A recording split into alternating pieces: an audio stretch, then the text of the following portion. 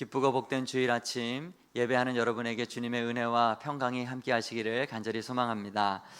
오늘은 북이스라엘의 선지자요, 그 유명한 엘리야의 후계자였던 엘리사의 이야기를 여러분과 함께 나누고 기도의 제목을 삼고자 합니다.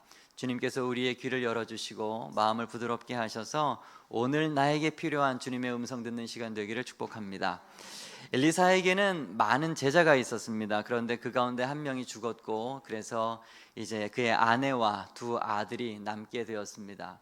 그런데 문제는 그 집에 많은 빚이 있었다라고 하는 것입니다. 그래서 이제 두 아들에게 그리고 아내에게 고스란히 그 빚이 떠넘겨지게 되었고, 빚을 이제 준 채주는 종으로 두 아들을 데려가려고 하는 그런 상황이었습니다. 당시에는 채무자가 빚을 갚지 못하면 채권자가 채무자의 자녀를 종으로 삼아가는 것이 법이었기 때문에 이것은 어쩔 수 없는 일이었습니다. 이런 사정을 과부가 엘리사에게 부르짖어서 간구합니다. 그러자 이 엘리사가 과부에게 묻죠. 내가 너를 위해서 어떻게 하랴? 너의 집에 무엇이 있느냐? 내게 말하라. 그러자 과부가 대답을 합니다. 계집종의 집에는 기름 한 그릇 외에 아무것도 없습니다. 이것이 전부입니다. 그러자 엘리사는 그 과부에게 말을 합니다. 이웃에게 가서 그릇을 모두 다 빌려다가 내 집에 갖다 놓아라. 그리고 거기에 기름을 붓게 하고 그 기름을 팔아서 빚을 청산하고 생활고를 해결하라. 실제로 많은 그렇게 가져왔던 그릇 모두에 기름이 가득 차게 되었고 그들은 그렇게 빚을 갚을 수가 있었습니다. 여러분이 이 이야기가 주는 교훈이 무엇입니까? 먼저 이 말씀을 보면 그 문제가 어디에서 시작되어 있는가? 1절 하반절에 보면 두 가지 문제를 발견할 수 있는데, 첫째는 그 과부에게 빚이 있었다라고 하는 것이 문제였고, 또 다른 하나는 이제 채주가 과부의 두 아들을 종으로 삼으려 한다는 것이었습니다. 여러분, 이것은요 종말을 살아가고 있는 우리들의 모습을 보여줍니다. 우리도 과부처럼 죄인으로서 죄의 책임, 빚을 가지고 있습니다. 빚에 허덕이는 저 과부의 모습은 바로 우리의 모습을 보여준다고 할 수가 있겠습니다.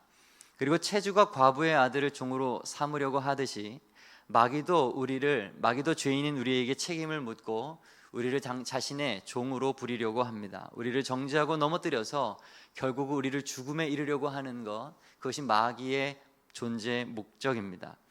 이 땅의 모든 인간들은 죄의 빚을 진 채무자들이고 마귀는 죄를 빌미로 인간을 종으로 삼는 채주가 되는 것이죠. 사랑하는 여러분, 눈을 들어 세상을 보고 세상에서 이러한 영적인 현상들을 볼 수 있기를 주님의 이름으로 축복합니다. 아담과 하와의 범죄 이후에 이 세상은 타락했습니다. 모든 인생들은 그래서 어디에서 와서 어디로 가는지 모르고 무엇을 위해서 살아가는지 모르는 허무한 인생을 살아가게 됩니다. 그저 자신 앞에 놓여있는 큰 문제들 앞에 허덕이면서 고통스럽게 하루하루를 살아갈 뿐입니다. 학생들을 보십시오. 입시에 허덕입니다. 오죽하면 입시 지옥이라고 하는 말을 하겠습니까? 청년들은 취업을 비롯한 막막한 현실 앞에서 신음하고 있습니다. 결혼을 해서 가정을 꾸리면 그것으로 끝입니까? 아니죠. 당장 먹고 사는 문제로 더 큰 고난이 옵니다. 자녀를 낳게 되면 자녀 양육에 문제가 있고요, 관계에 문제가 있고요, 사는 게 쉽지 않습니다. 나이가 들수록 왜 이렇게 사는 게 쉽지 않은가, 왜 이렇게 사는 게 고달픈가, 나도 모르게 툭툭 한숨이 쉬어지는 것이 우리들의 인생입니다. 그뿐입니까? 나이가 들면 몸도 아프기 시작하죠. 아프지 않고 음식 잘 먹고 잘 걷고 그것 자체가 부러워지는 그런 인생들이 모든 인생이 겪어야 할 미래인 것입니다. 싸움은 왜 그렇게 멈추어지지 않는지요? 사람들끼리 그토록 싸웁니다. 기업들 간에도 싸웁니다. 정치인들끼리도 싸웁니다. 교회도 싸웁니다. 나라도 싸웁니다. 내란과 전쟁으로 무고한 사람들이 희생하고 피 흘리는 것이 오늘날 세상의 현실입니다. 무분별한 인간의 탐욕으로 자연도 파괴되었습니다. 이상기온 현상이 지구 곳곳에서 벌어지지요. 빙하는 녹아지고 해수면은 점점 높아지고 사람이 살아갈 땅덩어리는 점점 물에 잠기고 있습니다. 지구의 어느 곳에는 너무 가물어서 너무 건조해서 사막화 현상이 일어나고 있습니다. 그 좁은 땅덩이도 점점 살 수 없는 땅이 되어가고 있고, 또 어떤 곳에는 장마와 태풍으로 물난리가 일어납니다. 파키스탄은 3분의 1이 지금 물에 잠겼다고 하죠. 지진과 해일이나 토네이도든가 사람의 힘으로 어떻게 막을 수 없는 재해가, 자연재해가 이 땅을 지금 뒤덮고 점점 더 거세게 일어나고 있습니다. 여러분, 이 모든 슬픔들, 이 모든 고통들이 과연 어디에서 비롯된 것일까요? 인생의 모든 문제의 근원은 죄입니다.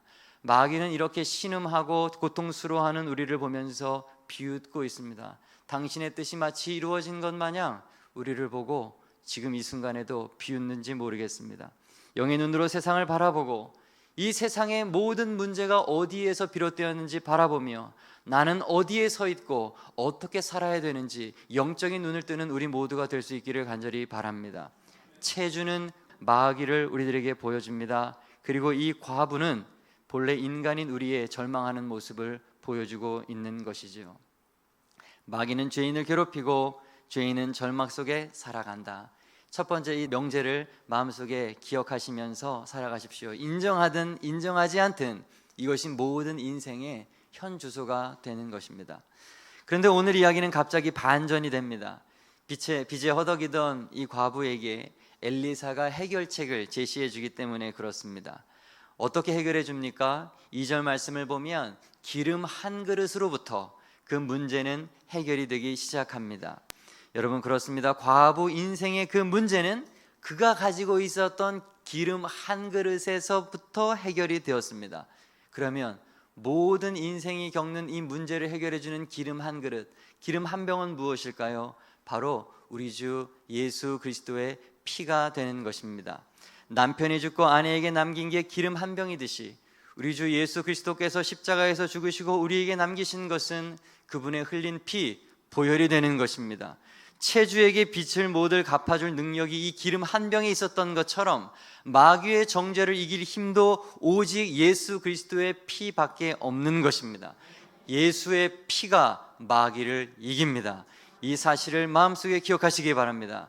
찬송가 252장을 잘 아시죠? 나의 죄를 씻기는 예수의 피밖에 없네. 나의 죄를 정케 하기도 예수의 피밖에 없네. 평안함과 소망도 예수의 피밖에 없네. 그래서 영원토록 내가 말할 것 예수의 피밖에 없네. 예수의 흘린 피, 예수의 흘린 피 날 희게 하오니 귀하고 귀하다 예수의 피밖에 없네. 할렐루야. 우리는 이 예수의 피를 믿는 사람입니다. 예수의 피로 세상 사람이 당하고 있는 그 모든 죄의 문제, 인생의 고달픈 문제, 죽음의 문제, 사망의 문제, 질병의 문제, 마음의 문제, 모든 문제를 해결할 수 있기를 주님의 이름으로 축복합니다. 에베소서 1장 7절 말씀을 보면 우리는 그 피로 죄사함을 얻는다고 했습니다. 사도행전 16장 31절 말씀을 보면 그 피로 영원한 생명, 구원을 얻을 수 있다고 했습니다. 사도행전 3장 말씀을 보면 예수 그리스도의 이름으로 안진뱅이를 일으켰습니다. 예수의 피로 우리는 일어납니다. 다리에 힘을 얻게 되고 생명을 얻게 되는 것입니다. 예수의 이름으로 그 피로 더러운 귀신도 쫓아납니다. 사랑하는 여러분, 예수의 이름으로 승리하시는 새생명 베다니의 모든 성도 되시기를 주님의 이름으로 축복합니다. 체주 마귀가 여러분을 정죄할 때 여러분에게 한 병의 기름이 있다는 것을 절대로 잊지 마십시오. 인생의 거대한 문제로 근심에 쌓여 있을 때 예수 그리스도의 십자가의 피가 여러분들에게 있다는 사실을 잊지 마시고 절대로 절망하지 마시고 낙심하지 마십시오. 고개를 드시고 일어나십시오. 그 피는 모든 것을 이기게 하는 생명의 피이기 때문에 그렇습니다.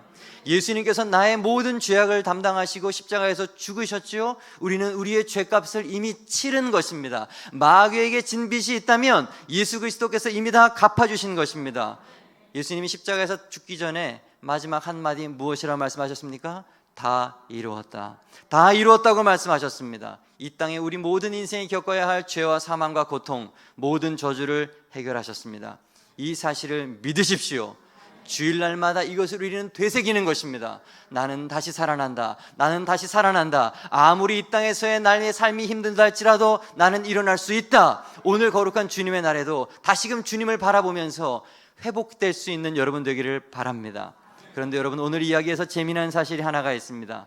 과부는 빚을 해결할 능력인 기름 한 병을 이미 오래도록 가지고 있었다라고 하는 점입니다. 내 집에 있는 것이 무엇이냐 했을 때 기름 한 병이 있다고 했던 거예요. 예전부터 가지고 있었어요. 이미 가지고 있는 것을 가지고 그럼에도 불구하고 근심하고 그 능력을 가지고도 의심하고 애통한 것입니다. 그 가치를 모르고 그 능력을 몰랐기 때문에 그래요.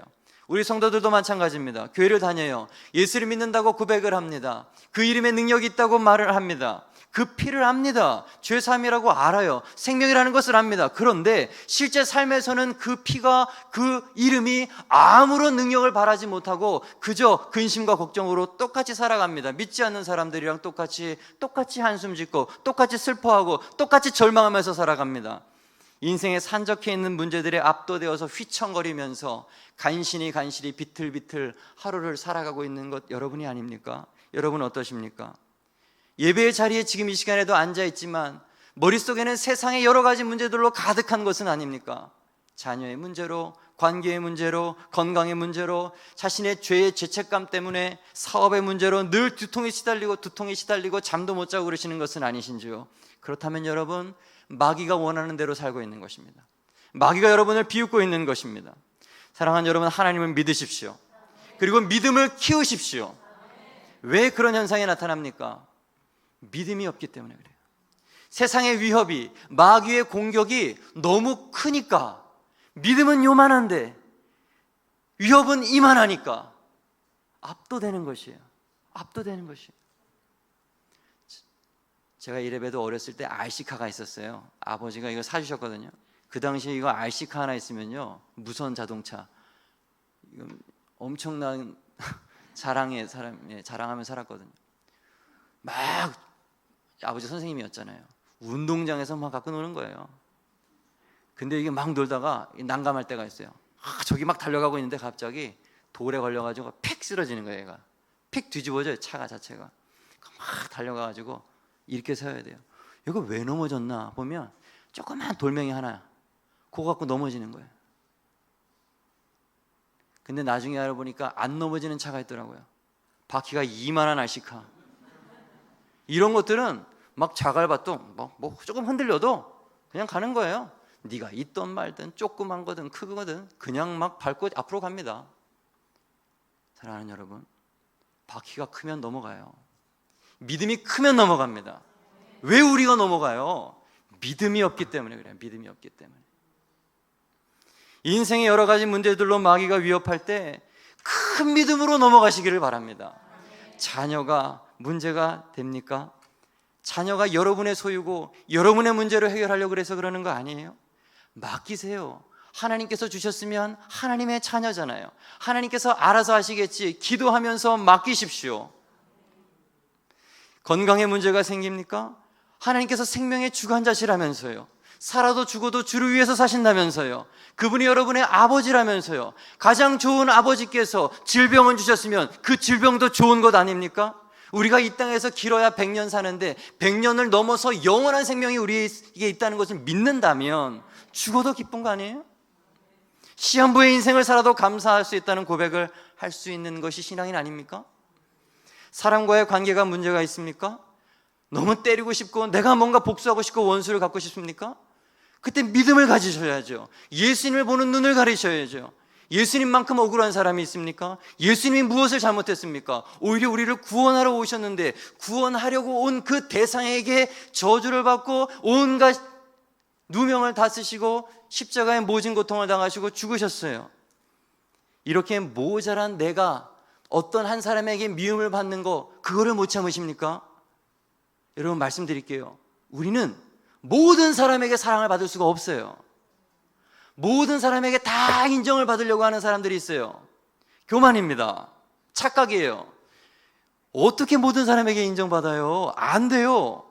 저는 여러분이 뒤에서 제 욕을 해도 너무 괜찮아요. 앞에서만 안 하면 돼요. 네. 저도 그래요. 하나님 앞에서 막 속상하다고 이야기하고, 저 인간 왜 그러냐고 막 그러고, 바꿔달라고 그러고 막 그럽니다. 하지만 앞에서는 이러죠. 나를 미워하는 사람이 있을 수 있는 거예요. 넘기세요. 따라합시다. 그럴 수 있어. 그럴 수 있어요. 그럴 수 있지. 오해라고 해도 오해할 수 있죠. 시간이 지나면 밝혀지지 않겠습니까? 밝혀지지 않더라도 나만 괜찮으면 되는 거 아닙니까? 주님이 원수를 사랑하라고 하셨으니까, 나도 죄인인 내가 죽을 내가 용서를 받았으니까 억지로라도 입을 벌려 용서하십시오. 그러면 주님이 용서하는 마음을 주십니다. 기도를 안 하니까 용서하는 마음도 안 생기는 거예요. 원수를 위해서 기도해 보세요. 어느 날 갑자기 그가 반가워지는 게 느껴지실 거예요. 하도 기도하니까 반가워요. 내가 보는 사람 보면. 주님께 맡기십시오. 주님께서 내가 기도하면 그 사람의 마음을 만져주셔서 바꿔줄지 어떻게 알아요? 그죠? 하나님의 역사는 모르는 거예요.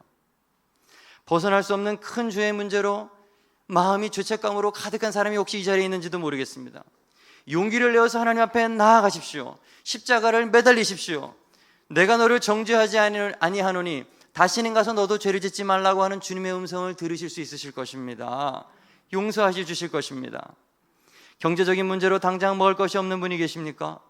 머리 둘 곳 없던 주님을 생각하십시오. 그분도 머리 둘 곳이 없으셨어요. 드레핀 백합화 공중의 새를 입히시고 먹이신다는 주님의 음성을 들으십시오. 그리고 오늘도 견뎌내십시오. 광야 가운데서 날마다 만나를 주셨던 이스라엘 백성을 생각하십시오. 오늘도 살아계신 하나님을 믿으십시오. 일용할 양식을 주실 것입니다. 하나님은 실수하지 않으십니다. 오늘의 문제들을 믿음으로 넉넉히 이겨내십시오. 믿음입니다. 믿음이 필요합니다. 낙심될 때마다, 쓰러질 때마다, 의심이 될 때마다 여러분의 가슴을 자꾸 치셔야 돼요. 하나님, 내가 왜 이렇게 믿음이 없습니까? 믿음이 없습니까? 예수님 바라보니 믿음 주시옵소서. 믿음 주시옵소서. 세상의 헛된 것들로 문제가 해결될 거라고 생각하지도 마시고, 나의 노력으로, 나의 애씀으로, 내가 걱정함으로 그 문제가 해결될 거라고 하는 헛된 생각도 하지 마시고, 사람을 의지하지도 마시고, 돈을 의지하지도 마시고, 권력을 의지하지도 마십시오. 그냥 딱 하나, 우리 안에 있는 기름 한 병, 예수 그리스도의 피, 그것만 의지하십시오. 그러면 넉넉하게 이길 수가 있어요. 어떤 사람도 충분히 이겨낼 수가 있는 것입니다. 믿는다고 하는 것은 예수님께 우리의 모든 문제를 맡긴다는 것입니다. 하나님께서 친히 인도하실 것을 믿는다는 것이에요. 그래서 그리스도인의 특징은 예수 안에서 자유를 누리는 것입니다. 예수 안에서의 자유. 수고하고 무거운 짐진 자들아 다 내게로 오라. 내가 너희를 쉬게 하리라. 나는 마음이 온유하고 겸손하니 나의 멍에를 베고 내게 배우라. 그리하면 너희 마음에 쉼을 얻으리니. 아멘. 내 멍에는 쉽고 내 짐은 가벼우니라 하시니라. 예수의 보혈은 우리를 자유케 합니다. 다른 것 다 없어도 됩니다. 우리 집에 하나도 없나이다, 그 여인의 고백처럼 우리 집에 다른 것은 없지만 기름 한 병이 있습니다. 여러분, 그거면 되는 거예요. 그거면 되는 것입니다. 2절에 과부에게 던진 엘리사의 질문은 오늘 우리에게 주시는 하나님의 음성입니다. 내 집에 무엇이 있는지 내게 말하라. 내 집에 무엇이 있는지 내게 말하라. 예수의 보혈이 너에게 있지 않느냐냐. 무엇이라 대답하시겠습니까? 우리 이 시간 좀 연습하면 좋겠습니다. 함께 고백해 보시죠. 노란 글씨 시작. 저에게 믿음 한 그릇이 있습니다. 저는 주의 보혈을 믿습니다. 아멘. 이 고백으로 이 세상을 이기는 우리 새생명 배단위의 모든 성도 되기를 간절히 바랍니다. 마지막으로 한 가지만 더 보시죠. 3절부터 보면 엘리사가 과부에게 그의 이웃의 모든 그릇을 다 빌려오라고 그랬어요. 그렇죠? 그런데 특별히 조금 빌리지 말라는 거예요. 가득 다 가져오라는 거예요. 있는 대로 가져와라. 있는 대로 가져와라. 왜냐하면 있는 대로 가져오면 거기에 뭐가 채워질 것이니까? 기름이 채워질 것이니까. 그만큼 많은 재정이 생길 것이고 빚도 갚고 살 수 있으니까 가급적 많이 가져와라. 여러분, 이렇게 엘리사가 과부에게 지시하는 이 모습은요, 하나님이 믿는 자에게, 하나님께서 우리 교회에게 명령하시는 것입니다. 이웃에게 가서 빈 그릇을 가져와라. 빈 그릇을 빌려와라. 빈 그릇마다 채워라. 무엇을 채워야 될까요? 무엇을 채워야 될까요? 예수의 보혈을 채워야 되는 거예요. 저 빈 그릇이 뭐예요? 믿는 사람들에게 가지고 있는 빈 그릇이 무엇입니까? 그들의 비고비인 심령 아닙니까? 그들의 예수 없이 죽은 그 심령에, 비고비인 심령에 우리가 가지고 있는 기름 한 병에 예수 그리스도의 피를 전달하는 여러분 되기를 바랍니다. 마태복음 10장 8절, 너희가 거저 받았으니 거저 주라. 내가 먼저 받은 예수 십자가의 피를 이웃에게 빈 심령에게 거저 주시기를 바랍니다. 이것이 교회의 사명이요, 성도의 사명입니다. 예수님께서 십자가에서 흘리신 그 피는 어린 양의 보호자로부터 흘러나오는 생수의 강입니다. 그가 수정같이 맑은 생수의 강을 내게 보이시니 하나님과 및 어린 양의 보좌로부터 나와서 길 가운데로 흐르더라. 강 좌우에 생명나무가 있어 12가지 열매를 맺되 달마다 그 열매를 맺고 그 나무 잎사귀는 만국을 치료하기 위하여 있더라. 아멘. 그 피는요, 모자람이 없는 피예요. 한 병에서 나오는 기름이지만 여기에 담고 저기에 담고 저기에 담아도 어떤 그릇을 얼마만큼 많이 가져와도 충분히 다 살릴 수 있는 생수의 강인 것입니다. 그 피를 믿고 나눠주십시오. 나를 채우고 이웃을 채우고 세상에 비어있는 심령의 그릇을 다 채우고도 남는 영원히 마르지 않는 생수의 무한한 생명수인 것입니다. 요한복음 4장 14절 다 같이 시작. 내가 주는 물을 마시는 자는 영원히 목마르지 아니하리니 내가 주는 물은 그 속에서 영생하도록 솟아나는 샘물이 되리라. 아멘. 여러분, 이 과부가 가지고 있는 작은 기름은 절대로 적은 기름이 아니에요. 적은 양이 아니에요. 이 세상의 모든 인류를 구원하고도 남는 풍성한 피라는 사실입니다. 우리는 작지만 우리를 통해서 흘러나오는 예수의 능력은 무한합니다. 6절에 보시면 그릇에 다 찬지라 여인이 아들에게 이르되 또 그릇을 내게로 가져오라. 막 상상을 해봐요. 저 목소리가 얼마나 흥분됐을까요? 야야야, 다 채워진다, 다 채워진다. 더 가져와라, 더 가져와라. 아유 어머니, 이제 없어요. 그릇 다 가져왔어요. 그러자 다른 그릇이 없나이다 하니 기름이 곧 그쳤더라.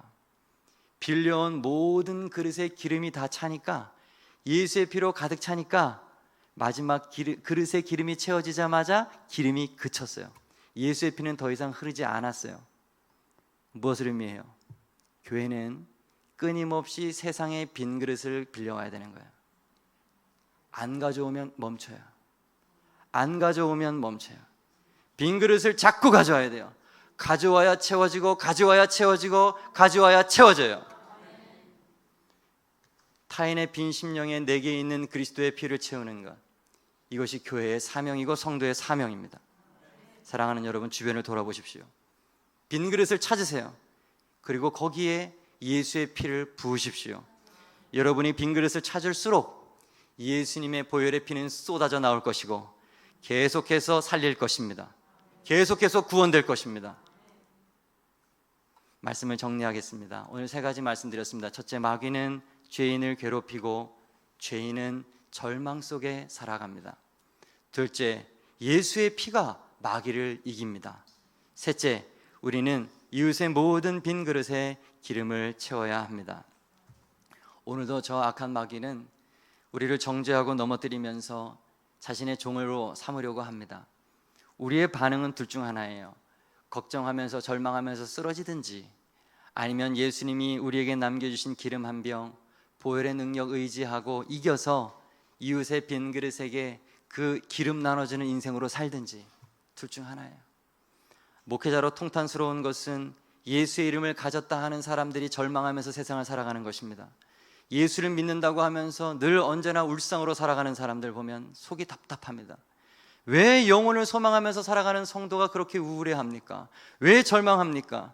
왜 썩어져 갈 것 그거 하나 가지고 있지 못하고 해가지고 왜 그렇게 절망하면서 살아갑니까? 하루하루 근심과 걱정, 스트레스로 살아가는 이유가 도대체 무엇입니까? 보이지 않는 하나님, 짧은 이 땅에서의 삶 뒤에 이어질 영원한 하나님의 나라를 소망하면서 견뎌내는 저와 여러분 되기를 축복합니다. 근심하려거든 세상의 것으로 염려하지 마시고 빈 그릇 없어서 염려해야 되는 거예요. 예수님 알지 못하는 사람들 때문에 근심해야 되는 것입니다. 여러분이 가진 기름 한 병 예수는 모든 문제를 해결할 능력이 있습니다. 과부의 괴로운 인생은 기름 한 병을 발견했을 때, 그리고 기름 한 병을 다른 사람의 이웃의 그릇에 나누어 줬을 때 기쁨으로 바뀌었습니다. 기쁨을 어디에서 찾으실 것인가 곰곰이 고민하는 주일 아침 되기를 주님의 이름으로 축복합니다.